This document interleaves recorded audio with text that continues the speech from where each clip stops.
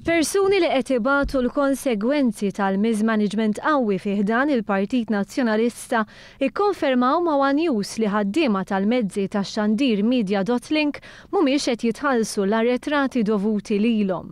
F'Settembru li għadda l-Partit Nazzjonalista kien talab lil ħaddiema tal-mezzi tax-xandir jinsew is-salarji tagħhom għal Lulju u Awwissu. F'Novembru li għadda s-Segretarju Ġenerali tal-Partit Nazzjonalista Chris Said kien qal li ħaddiema fit-top management tal-kumpaniji tal-Partit Nazzjonalista kienu għadhom mingħajr il-paga ta' Ottubru. Kien qal li l-kumplament tal-ħaddiema bdew jitħallsu normali u li kienu se jibdew jitħallsu blura bil-mod il-mod. Ħaġa li l-ħaddiema tal-partit stess qed jikkonfermaw illi mhux minnha.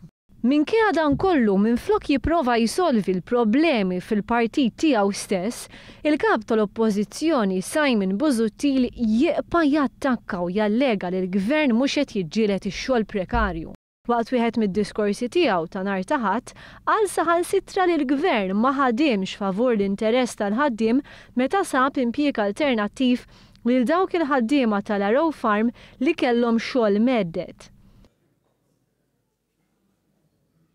M'hemmx għalfejn isibuli. M'hemmx għalfejn isibuli huwa ta'. M'hemmx għalfejn isibuli hekk għax jaqbilli mmur ma taż-żibel. Simon Busuttil li qed imexxi partit li mhux qed iħallas lil ħaddiema tiegħu xorta jibqa' dej bl-attakk tiegħu kontra l-Gvern. Immiskom tistħu, dik hija r-reazzjoni tagħna, immiskom tistħu.